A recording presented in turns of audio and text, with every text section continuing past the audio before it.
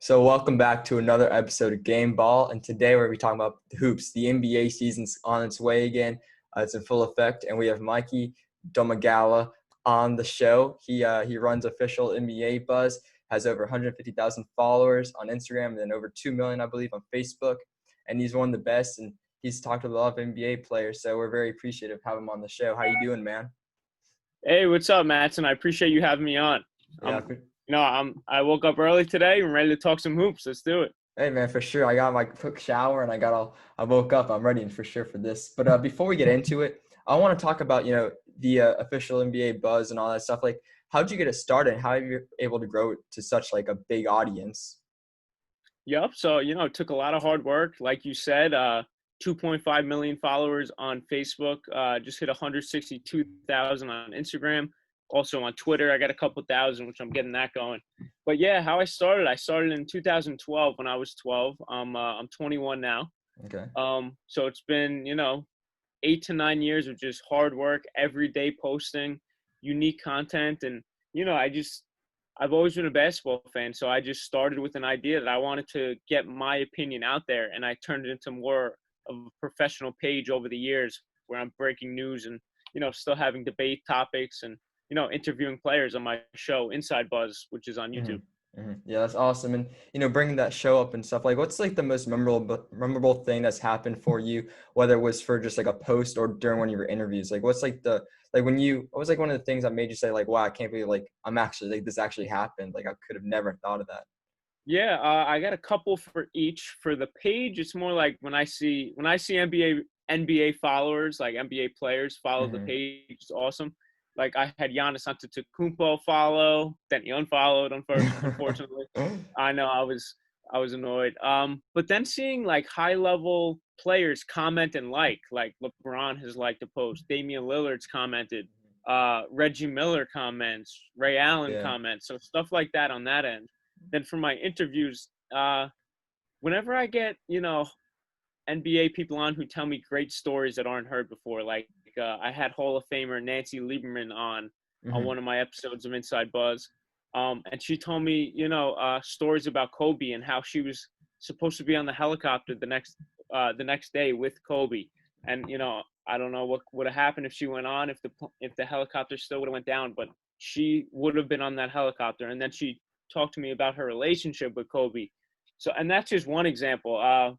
So many other examples of interviewing NBA players who just, appreciate coming on my platform and giving me great stories. Yeah, that's crazy. And I saw that when Kevin Durant he commented on something about Dirk Nowitzki, and then that got on like ESPN. That must have been just crazy to see. Like one of your posts made it too. So a lot of memorable things right Yep, there. yep. Yeah, I had that one the other day actually with KD. That was last week actually. It got on ESPN and FS1's First Things First. It Yeah, was pretty cool. yeah, that's crazy to see. I mean, hey, I'm not I can I can kind of rock with that post too. I think Dirk's run was a little bit more impressive than KD's, but Yep, yep. it is what it is. And one more thing before we get into talking about basketball in the playoffs, obviously we've been in quarantine. How's your quarantine been going? Like, what you been doing to keep busy? I got NBA Buzz to keep me busy, which is Yeah. good, doing interviews and stuff like that. But content-wise, I got before the bubble happened. I got to admit, it was a little tough just digging into the archives and Yeah. bringing out old ideas and old throwback posts, kind of like every day from like March 15th until now. And I'm still digging up the old posts until the season starts. So Yeah. NBA Buzz been keeping me busy, and Mm. it's good that the quarantine, this stuff is going on into the summer, because if it was the opposite during the winter, we'd all be inside. So at least I'm outside going to the beach here in New York and stuff like that. Yeah, for sure, for sure. I've only got 15 more days and the season's on its way, so it's really awesome. But moving into the NBA, obviously, before we again talk about the playoffs, we gotta talk about the bubble, right? So there's gonna be 22 teams. They're all in there, a bunch of players in there. And so I've heard a lot of people like raise concern, like they're playing the 8 regular season games and then they have all the playoff games. People like Charles Barkley have stated like they don't think it's gonna last. So like, what do you think is going to happen? Do you think that they're going to be able to play all the games all the way into the finals without like something happening where they have to like evacuate or re-quarantine again for 2 weeks? What do you think is going to end up happening with all that? Yeah. I'm a little older than you, and I'm starting to, I'm still really young. I'm 21. I'm starting Mm-hmm. to realize how the world works, and everything revolves around money. And Mm-hmm. that's why the NBA wouldn't cancel their season even, prior to the bubble. That's why they're pushing for the bubble. I think they're going to do whatever they can to keep the bubble going, and I don't see it stopping just because of the revenue loss. That would put them back millions or even, Yeah. billions potentially. And it would mess up the calendar of the NBA season, which would also mess up the revenue. So they're going to keep it going. But if a player tests positive, I mean, they're just going to, quarantine themselves Mm-hmm. and continue just testing and testing. But Yeah. listen, if a top player goes down, it's going to be interesting because say LeBron goes down on the Lakers, AD Mm-hmm. is not going to be able to carry the Oh Lakers to the no, I finals, mean win it. that's why he can do with the Pelicans. He's not built Yep, like that to lead a yep, team. exactly. So if a top dog gets COVID and they have to quarantine during a crucial time in the playoffs or finals, listen, that's going to affect a lot of things too. But Yeah. the NBA is going to keep it going. Believe Yeah, me. yeah. And like you said, it's gonna mess up TV deals. It can mess up salary caps and all that stuff. So they need to have it going. And as long as nobody pulls like a Rashawn Holmes and gets Postmates outside the bubble, I think everything's gonna be okay. Um, but do you think like the players are gonna be able to like handle living there for let's say that like you said the Lakers and the Bucks, like they're gonna be the teams that are gonna go far in the playoffs. They have to be there for months. Do you think that they're gonna be able to handle living there for 2-3 months and eating like I don't think the food's that bad looking, but like the portions for how big the player is and just not being able to see your family. Do you think that they're gonna be able to handle it when they actually have to go those 2 months instead of just looking forward and like it's only 2 months? I mean, it's not for them. It won't be 2 months if they make the finals. For the finals, it's like 3.5 months, Mm-hmm. which is even crazier. Yeah. I think the main part is these young guys not not out and about with their friends and all that stuff. I think Mm-hmm. the veterans like LeBron could deal with it. I mean, his Yeah. family probably FaceTimes them every day and stays in contact. Yeah. But LeBron is so hungry that he has that goal to win, and I'm sure Giannis too. That they're just going with it. Yeah, for sure. I mean, do you think that the bubble is gonna be broken though? Like Stephen A. So like, there's gonna be some people sneaking in there for certain reasons. Like, do you think that's actually gonna be something that's gonna happen? And like, how can the NBA kind of like prevent that? To prevent, I don't know. The player will be punished, but I could see it happening. If you look at other crazy things that have happened over the years, first thing that comes into my mind is when the Clippers locked up Blake Griffin. Yeah, So that yeah. yep. So another team can't sign him. Listen, that's a crazy thing that happens, and I could see even crazier stuff happening in the bubble, whether it's sneaking in a girl or friends going Yeah, out and crossing the line and or doing something. yeah. That snitch line's gonna be popping off. I know it is. You got to think, how that little snitch hotline is gonna be Yep. buzzing. So now looking actually into the important stuff right now, the playoffs, the regular season. So there's 8 games left of the regular season, and what I want to start off with is the award race. So obviously the Mhm. MVP, right? People aren't gonna like LeBron or Giannis. They don't really care about winning the MVP necessarily. They're more focused on leading their team to being the best it can be. But with that being said, the MVP race is very hot between LeBron and Giannis. So who do you think has the upper hand? Like I personally believe that I'm the biggest LeBron fan. Like I love LeBron. I've been rocking with him since he's into the league. Like he's who I looked up to. But Mhm. looking at everything, I feel like Giannis should personally he should win it. I think that he's leading the Bucks. He has a better record. Obviously, he played more games, but he has 4 more wins than what the Lakers currently have. He's averaging 30 points, 14 boards, 6 assists, and he's like that heart and soul of the team. If you take Giannis off of the Bucks, I don't think they're going to be a top 5 team in the East. If you take LeBron off of the Lakers, although I don't think AD can necessarily lead them to the finals, he still did really well with the Pelicans. He can be a leader. So that's why I think Giannis should personally win it. But I was wondering, what you were thinking about that whole thing. Yeah, I mean, you basically took the words out of my mouth because I agree with Giannis. I Mm-hmm. agree with the Giannis pick. That's definitely has it over LeBron. I mean, listen, it's close. LeBron is freaking 35 years old, leading the league in assists, also Mm-hmm. putting up great numbers. Like you said, Giannis leads in almost all categories. I think he plays. I saw you looking at stats. I don't know if you have it in front of you. I think he plays under 30 minutes a game this year. Giannis? Um, yes. No, he plays No? he plays 35. but that's 35. that's still like a lot less than an an Yeah, average yeah, star yeah. would But play. yeah, that's what I mean. He's playing, lower-ish minutes Hmm. and, more wins. And also something in this debate, people want to get in their feelings over LeBron because this, in my opinion, is his last like great, amazing season before he Hmm. takes a slight decline. I think he'll still be an amazing player. But people, they want LeBron to get one last MVP at 35. It's just not going to happen with Giannis, playing this good, putting up those numbers. It's insane. Yeah, that's what I was thinking. I mean, like, I want LeBron to get the credit he deserves, but Uh-huh. it's just gonna be, this whole season in itself is just like, I don't even know. Like, I think this is LeBron's last great year with him, and if he goes on to win the championship, who knows? People are gonna put an asterisk next to it. I don't really know, but I do want LeBron to get the recognition he deserves. But he's had, great years, and it's almost like the Kobe thing. Like Kobe he had many great seasons, and you could say he got robbed of winning the MVP, a couple of things, but it's not going to tarnish his legacy. He's not going to tarnish Yeah. LeBron's legacy. So that's what people have to recognize. And I mean, like, listen, I think if LeBron doesn't win the MVP and he wins the championship this year, he'll be more than satisfied. Yeah, for sure. And then Lucas is a name to watch. Though Luka Doncic. I don't think he's going to win the MVP, but he's doing really well as a sophomore. For the second Yep. season in the Yep. league. So next year, the Mavericks could be better than a 7 seed, which still blows my mind Oh, that for they're sure, for sure. only Yeah. a 7 seed. Even this year, what the Mavs are doing is incredible. I know. Look at second season, like you were saying. Yeah, for sure. And your boy Kristaps, aren't you a Knicks fan? Yep. Yeah. I wouldn't call him my boy anymore, but yeah. I Yep. mean, I like Kristaps. I think that he's not getting enough love by like anybody. I think he's better than what people say.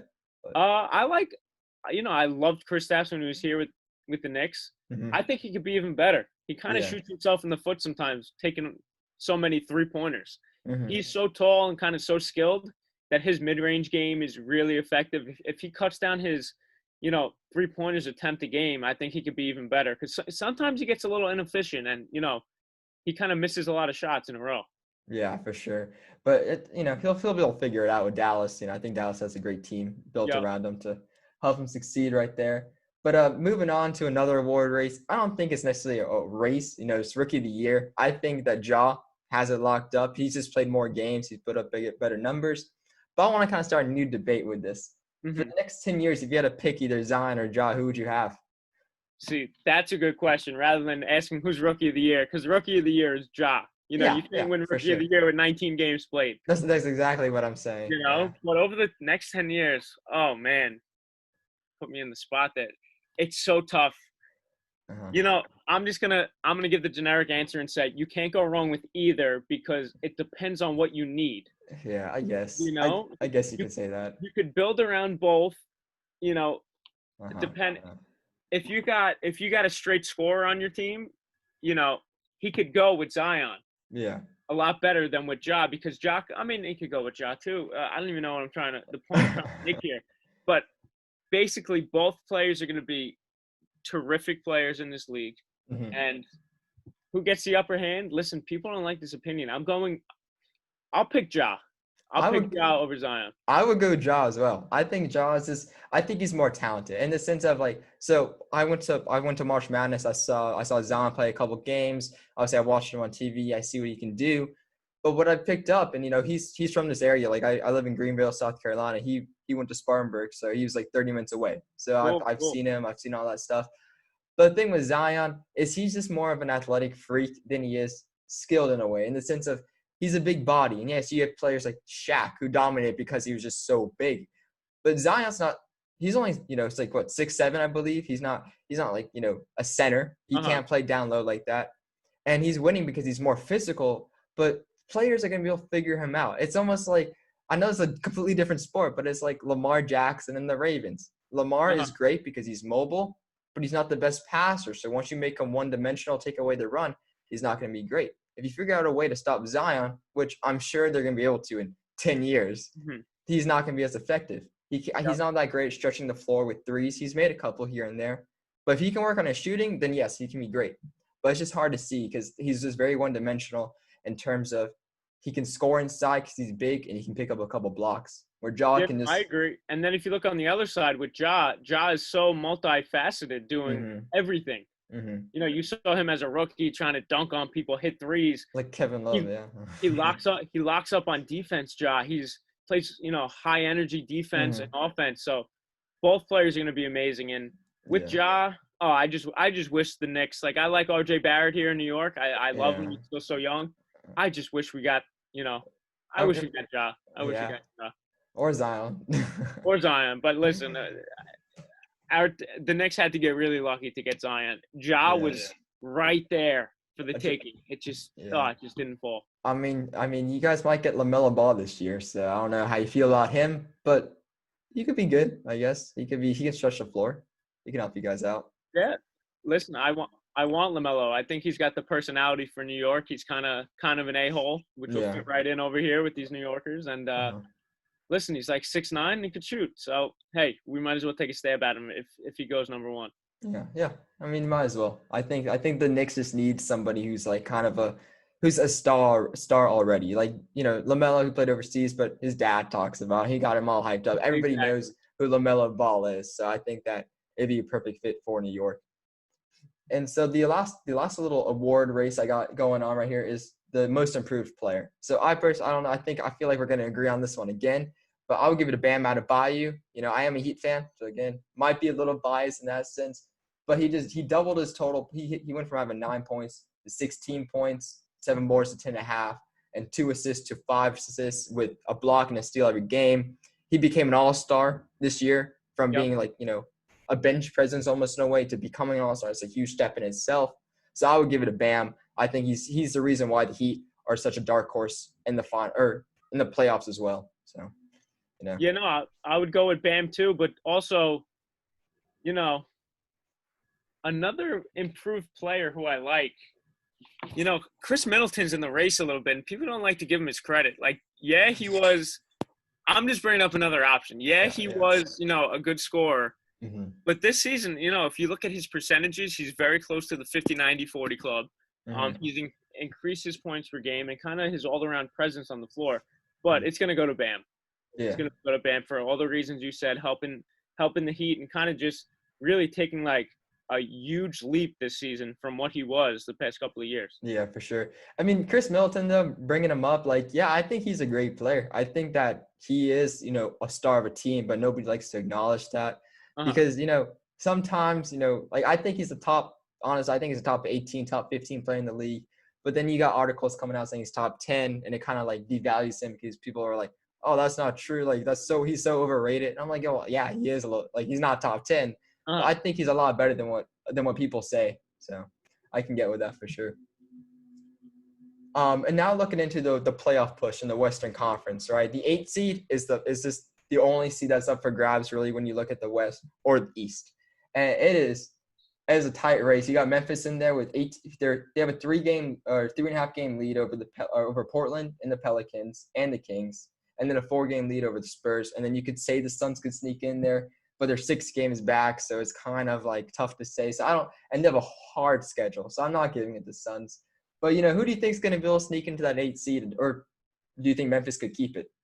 I think Memphis is going to hold it down. Right. Yes, the NBA, I wouldn't say gave because it was, I guess you could say gave because they did in the beginning of the year, gave the Pelicans the easiest remaining schedule. Yeah, it's so easy. But listen, man, it's going to be a tough race. Remember that this is what people don't understand. People are so gung-ho about the Pelicans getting in. There's only 8 games left. Mm-hmm. Every single game counts. If Memphis wins like 3 or 4 games, it's almost like it's basically impossible for the Pelicans to get in. They need to really like win out, which will be tough. So I could see Ja just turning it up. Memphis got a deep young team, and I could see them just holding on. Yeah, I mean, Memphis has a good team. Like, people forget, like, also they have, like, yes, they have Ja, but Dylan Brooks is stepping up. They got Jonas Valanciunas, Brandon Clark, Jaren Jackson, who I think is one of the best young power forwards in the game. They got a lot of players there. Yeah. I mean, I think they gave the Pelicans, yes, I was looking at it. They have, like, that easiest – they play, like, the Wizards twice, and the Wizards don't have, like, the 3 best players on their team. Like, they just have such an easy schedule. I was looking at the Spurs because of their, veteran leadership, but they don't have LaMarcus Aldridge. But the team that I want to really focus on right now is the Portland Trail Blazers. And yes, I was looking at their schedule. It is a little bit tougher. They still have to play playoff teams right now, playoff caliber teams. but you can't count out Dame Dollar and CJ McCollum. Hassan Whiteside's doing well. So, like, do you think that Portland has a realistic chance to be able to take that 8 seed away from Memphis and overcome the Pelicans as well? To be honest, Damian Lillard needs to go into Dame Dollar mode and just go berserk, because whenever he goes off, the Blazers usually win. And, it's tough because the Blazers this year were very inconsistent. Earlier in the year, they kind of fell down, which kind of hurt them. If they didn't kind of play too inconsistent, they'd be perfectly fine right now in the playoff race, which obviously they're still in the race. But how many games out are they? They are 3.5 games out of the 8 seed. Again, that's tough with only 8 games. If there's about 15 to 20 games, they could definitely do it. But I still see Memphis holding on. Yeah, the only reason why I give it to Memphis really is, I think that they have a good dynamic with Ja and the big men down there. But the reason why, though, is like you said, 3.5 games, that's hard to overcome. Especially when Memphis, they have a head-to-head against against the Pelicans, for example, right? If the Pelicans want to overtake that, if they win that game, that's a big game for the Pelicans. But if Memphis wins that, New Orleans is virtually out in a way if you think about it, because then they would lose a head-to-head. They would give Memphis a win and they would lose the game. It's just very hard for them. So I would give it to Memphis, but who knows? I think the only team personally that can overtake Memphis is Portland, just because of Damian Lillard. Yep. And so now looking into the playoffs right now with like the Eastern Conference. So I was talking about it. I want to look into the Eastern Conference Finals and who's going to be there, some matchups, and after calculating who I think is going to win, 1 versus 8 seed, so on and so forth, I ended up with the Milwaukee Bucks versus the Boston Celtics. And so I think that's what's going to end up happening, because I think if the Miami Heat, they could make a run, but they're going to be a 4 or 5 seed and have to play Milwaukee second round. It all depends on the matchups. Yeah, exactly. That's what I'm saying. And I just think that's going to – I think the Heat are capable of making it to the Eastern Conference Finals, but to play Milwaukee, it's going to be very tough for them. And I don't think they're going to be able to. I think Giannis is just too tough to handle. So then I look at that matchup against the Celtics, and I think that you have, Kemba Walker there, who's extremely underrated. He still is. Like, he does not get the recognition he deserves. They have some young wing talent with Jaylen Brown, Jason Tatum. But I think that Eric Bledsoe, underrated defender, one of the best defending guards. I think he can lock up Kemba Walker. Middleton is one of the best 3-and-D players. He can cover out those young wings. And then Giannis. Boston does not have a guy who can stop Giannis, in my opinion. So I think the Bucks win against the Celtics. And I don't know who you have possibly going to the Eastern Conference Finals, but that's what I think is going to end up happening. Based on those matchups, it sounds pretty good. And, with Miami, I don't think this is their year yet. I still think they're a little young, a little too inexperienced. And I think Boston, if they match up with Boston or Milwaukee, which will probably be Milwaukee, I agree. Milwaukee will win. Yeah, listen, I got Milwaukee coming out of the East, the Lakers coming out of the West, Bucks, Lakers, and my pick, it's tough, man. I got to go with the Lakers just because of the experience factor with LeBron and AD. You get those two in playoff mode. They're gonna be firing on all cylinders. Hopefully, J.R. Smith and other 3-point shooters on that team will do their part off the bench, and LeBron's gonna go crazy this playoffs. Yeah, for sure. I think, like you're saying, though, the Heat, I feel like they are a little bit too young. But if they can get one of those free agent signings that they were talking about with Giannis or maybe Victor Oladipo if he becomes healthy, they could be crazy.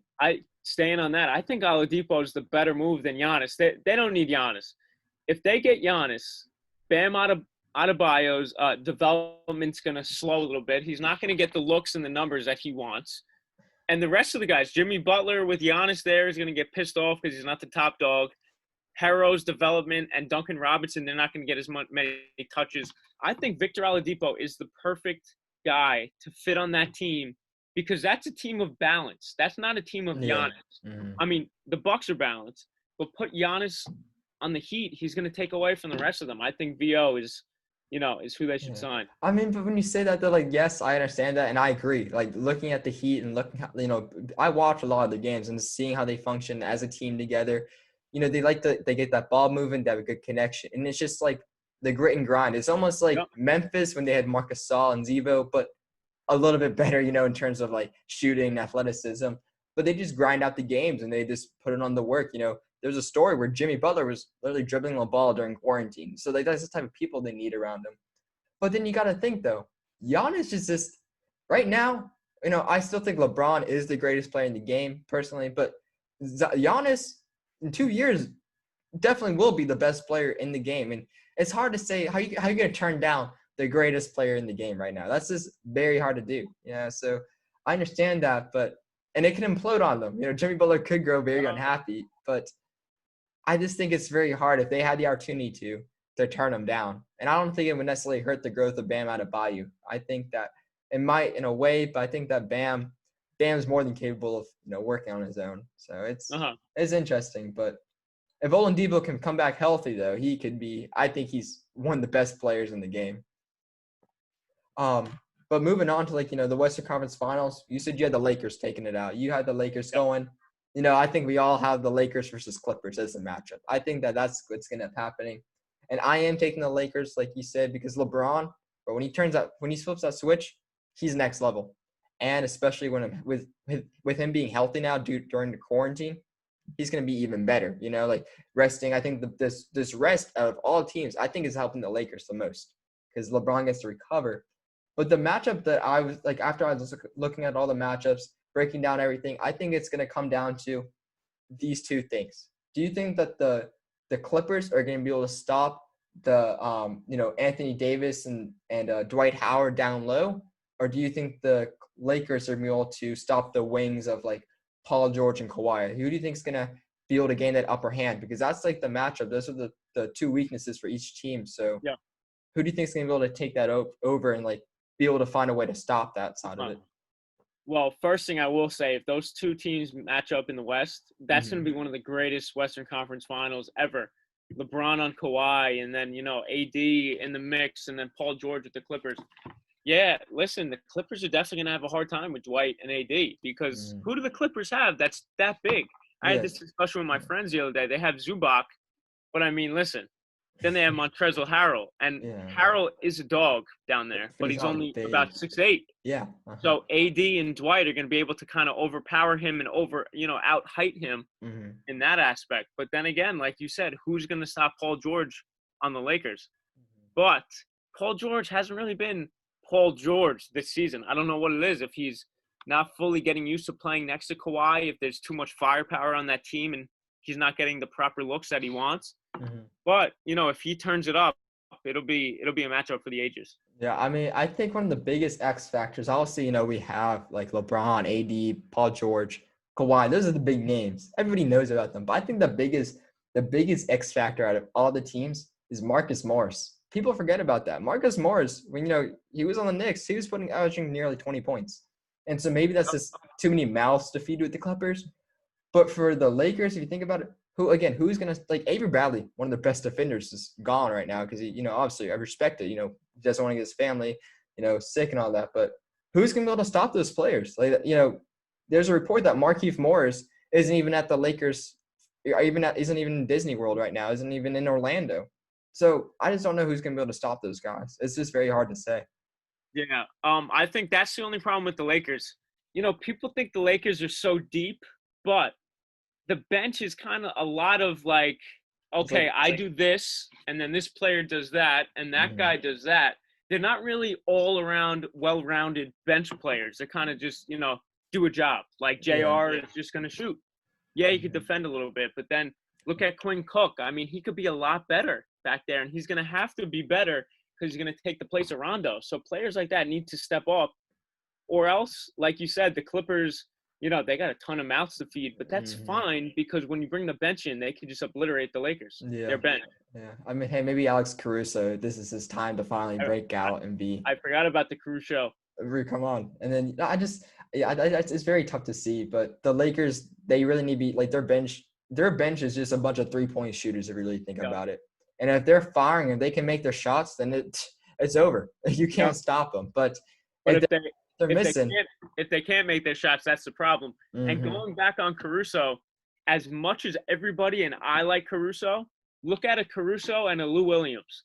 Lou Williams can get you buckets with his eyes closed whenever he wants. Mm-hmm. Alex Caruso, yes, he could score. Yes, he could do a lot of things. The Lakers just don't have that, straight up go-to scorer off the Yeah. bench. That's why LeBron and AD are going to have to log a lot of minutes. Yeah. I mean, and Kyle Kuzma is just not panning out. Like they're like, oh, we're not trading Kuzma. Took him off. Like they want him more than Brandon Ingram, more than Lonzo Ball, but he's just Kyle Kuzma's not the guy. He's just I don't know. He's just not doing well. Yeah, I don't think he's developing right with LeBron and AD there. I think he wants more touches. Yeah. And so I do believe though, like the Lakers versus the Bucks is, like we said, the finals matchup. I think that's the matchup right there. I think the Lakers are gonna have a lot easier time beating the Bucks than they would against the Clippers, because I think that, like I said, in order to get to the finals, they have to be firing all cylinders, making all those threes and working on their their wings. So if that's the case, I think the Bucks just aren't gonna be able to stop them. But do you think the Lakers are going to be able to stop Giannis? Like, how hard do you think that's going to take? Like, how long do you think it's going to take them to be able to find a way to finally stop him, in that 7-game series? It would be tough because, the Lakers, too, I think for them to stop Giannis, they need to start Dwight Howard alongside AD, and every time Giannis is in there, they need to form, this paint brick wall with AD and Dwight to stop him and force him to the mid-range or outside. We saw teams do that to him. I think one game, I think it was the Christmas Day matchup. I believe Milwaukee played the Celtics. And the Celtics did a terrific job on Giannis, forcing him outside of the paint. And yeah, he put up, like 26 points, but his shooting percentages and stuff like that weren't that hot because they were making him shoot outside. So that's what the Lakers need to do, in my opinion. Yeah, for sure. It's going to be interesting, But I do think that, like I said, though, I think the Lakers are going to be able to figure that out. I think they will, I mean, it's just LeBron's the guy, it's just he's going to be able to figure things out and he'll be able to accomplish things. But I think, like we said, we're kind of similar with who's going to win the finals and why. But this is what I really want to get into, the teams to watch in a way, the teams that yes, they have a tough road to make it to the finals and they need everything clicking to go the right way. But could it be possible? So in the Western Conference, I'm sure you might have your own opinion. I think a lot of people are hyping up the Thunder as a team to be able to make it far. But the team that I really want to keep an eye on, and looking at the standings, is the Houston Rockets. That's the team to watch. So Houston's currently the 6th seed, and they would play Denver. I think that Houston's going to be able to overtake Oklahoma City and become the 5 seed. Then they would play the Jazz. They would beat the Jazz first. I think that's just going to end up happening. They would play the Lakers. Again, I want LeBron to win it. I think LeBron is.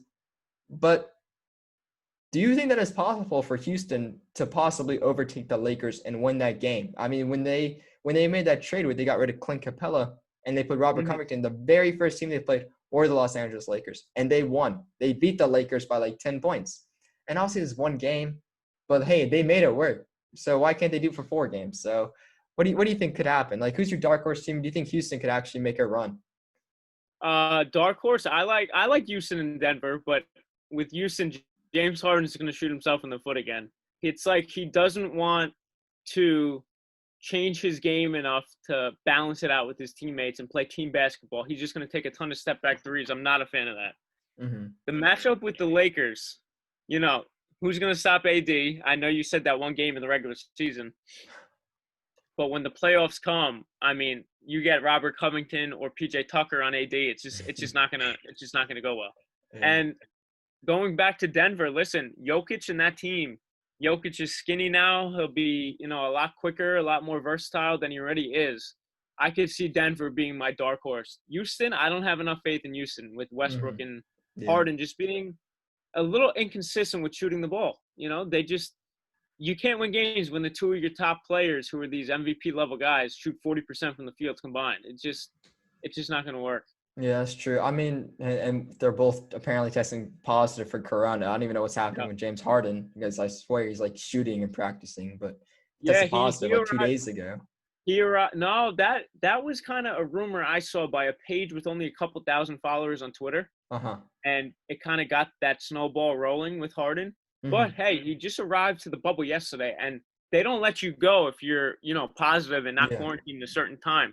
So maybe Harden was positive, 2 weeks ago, and now he's fine. But seems like he'll be there and be ready with Westbrook.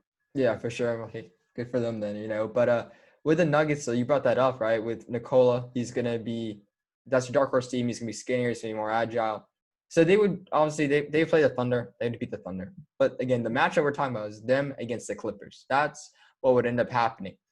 And That would be that'd be yeah, that'd be a crazy game. It's a crazy series.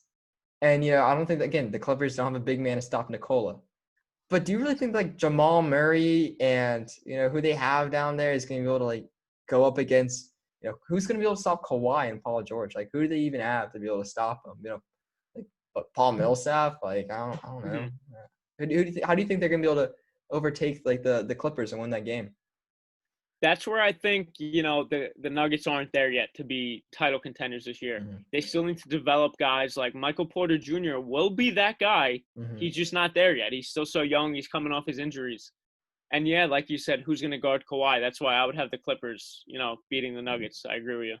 Yeah, I mean, the Clippers are just – I don't know. I just, I don't want the Clippers to win, but, I feel like everyone's just counting them out because, their players literally, quiet. Nobody talks about Kawhi is just Kawhi is Kawhi. Like they don't have that that guy, that's kind of and Paul George, he's not active with the media and all that either. So it's just I feel like the media is counting the Clippers out because they don't have one of those guys who's just going to give them a good story, a good headline. Yeah, hey, that is true. But I mean, it should be very interesting to see what ends up happening with the Clippers and what goes on there. And then I guess my last kind of question for you is about players in a way. Who do you think is going to develop the most through this whole entire playoff as a team? Who do you think is going to be able to grow and maybe this year is not their year, but they're going to make it, and next year they're just going to take off and could possibly be like a Miami Heat type of team where they're just going off right now. Who do you think could be that team to watch for next season? I think, like I was saying before, I think Memphis gets in, and I think Memphis will be that team, to check off all those marks because they're so young. And when you're so young like this and having so much success, your first playoff series, listen, it doesn't even matter if you're going to win. If Ja takes, Ja and Memphis match up with the Lakers, right? And they steal a game from the Lakers. Yeah. You know how important that one win against the Lakers is for these young guys developing and gives them their confidence to piggyback off that win into next postseason. Mm-hmm. So I think, Ja and all those young guys developing this playoffs will be, it'll kind of put them light years ahead for next season.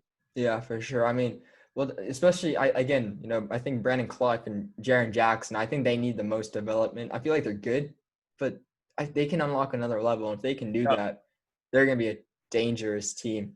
And so, wait, I have one last question right here. I was thinking about it. And it was in terms of, players next season, where they could possibly end up. And, I like to think that if players they decided to set out the bubble, they sat out for, I think there's one of these three reasons. Obviously it's a family issue. Like Avery Bradley didn't want to get his family's sake. I understand that. I think that the second thing was maybe they just didn't think the team was good enough to do anything, so why go? Or the third thing is injuries. I put that in parentheses, but they say injuries, but it's more so I don't want to be on this team anymore. I'm sitting out. Why risk getting hurt and losing out on a team actually wanting me? So that brings me to the two players, right? Victor Oladipo said he wants to come back. The Pacers were like, oh, he's coming back. Trust me, but I don't know. And then there's obviously Bradley Beal, who's just no, I'm not going. So with those two guys being the main stars of it, what do you think is going to be happening to Bradley Beal and Victor Oladipo, not when they become free agents, but within this next offseason? Do you think that they'll still be on the current teams, or do you think they'll end up leaving? I think Oladipo's out because I think Oladipo sees that, the Pacers are a good team. Mm-hmm. Listen, they got nice depth with Brogdon and Sabonis and then Oladipo when he's healthy. But listen, we both know this. Mm-hmm. The Pacers aren't going to win a championship if it continues like that. Oladipo knows it too. So Oladipo's going to be out. That's why I think he's going to go to Miami. Mm-hmm. With Beal always seems very committed to Washington. Seems like he wants to be there. He always says it. I don't know how much of truth that is. But, I think he's just patiently waiting for John Wall to get back. Because then, right now, they're, right outside of the 8th seed. If John Wall was playing, they'd be fine. I think they'd be into the playoffs. They'd overtake the Magic. Mm-hmm. So I think he's just waiting for John Wall, and hopefully, I want them to sign DeMarcus Cousins, and maybe that'll be a nice trio.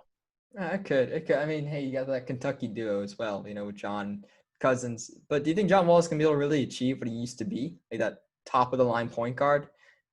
Man, everybody's different coming off an injury, and his injury putting him out almost 2 years. Oh, I don't know. I hope so. I really like John Wall, and Yeah. people don't give him his credit just because he hasn't been seen in a while. Yeah. I hope he does well. I used to always draft him in a 2K, so he I don't know. I just thought John Wall was just like it was always him and Damian Lillard kind of like being like compared. And I always thought John Wall with that athletic ability, but that injury again, it could hurt him in terms of just being able to be athletic and have his game going. And then the other thing though is like with the Pacers, like you said, I think like you said, Victor Oladipo, I think he is trumping ship. But how I could be reaching for a headline or reaching for a story, but you saw that thing where Paul George was like one time the best power forward in the league. No, they never said who. Let's just say it was, I don't know, Anthony Davis or someone. I don't know, maybe LaMarcus Aldridge when that happened. But he said he wanted to come to Indiana. I don't know who wants to go to the Indiana Pacers, willingly, but he wanted to go there. And they said, we're not signing him. And that's like Paul George is like, bro, I'm never going back there. I want to leave. Do you think that story spooked Victor Oladipo in a way and saying like, I have a good team, me and Sabonis and Miles Turner, but if a guy wants to come, they're not willing to make that push because of money. Do you think that could that spooked him for wanting to stay there long term? That's a good point. I never even thought of it. I think yeah, that has to do with it because also you got to think who wants to go to Indiana. It's not even just about the money. It's kind of off the beaten path. These players want to go to a top, a high level, like market size, high market exactly place. And Indiana's, they've made strides since their team, over the last 30 years, but they're not there yet. Yeah, that's why I think another reason why Oladipo will be out. I mean, I think it's just weird because he was literally like before this break, he's playing games and he's like, I'm not coming back because my injury's not healed. Why weren't you playing to begin with? Like it's very interesting to see. But it's a lot of information, a lot of stuff going on with the NBA, and I hope the Lakers can pull it out in the finals. But we'll see what happens. And again, I really appreciate you coming on. I'd love to do this again. Maybe further into the playoffs, we can have another discussion. But I appreciate it, and I hope you have a good day, man, for sure. Hey, I appreciate you having me on, buddy. Yeah, if you need anything, just let me know. Anything shared, and as the interview gets, as you start posting it, I'll share it to NBA Buzz and with my audience. Oh man, I appreciate that for sure, man. Have a good one. I want to finish with one more comment. Yeah, go for it. Devin Booker needs to come to New York. That's who I want to come to New York. Devin Booker is overrated. I'm saying that. He's overrated. I don't think Devin Booker is that good of a player. I think that personally, look, I think he's good, but I think Phoenix has plenty of guys around him. I think Ricky Rubio is not the greatest, but he can move the ball. DeAndre Ayton is still a quality center. Kelly Oubre is doing phenomenal this year. And I think Devin just keeps using it as an excuse. Well, I don't have a star. I don't have a star next to me. But, I understand that. But how are you going to be, I think they're, 13th seed in the West behind the Spurs and the Kings? How are you going to do that and be considered a star? Even when he puts up, big numbers, like 70-point games, they lose. But it's because – I don't think it's because, he has no talent around him. I just don't think he's as good as advertised. So he can go to New York, but I could see that. But listen, Western Conference is tough. You come to the East, you might sneak in the playoffs with Booker. Booker will be the next, greater than sliced bread over here in New York, and people would fall in love with him. And next to LaMelo and RJ, hey, like that. Whoa, that's a top 3 team right there in the East. Yeah. Maybe. I don't know about top 3. Maybe maybe top 6. But hey, again, I appreciate you having me on. Yeah, for sure. All right, brother. All right. All righty. All right. Well, take care, man. Have a good one. All right. You too.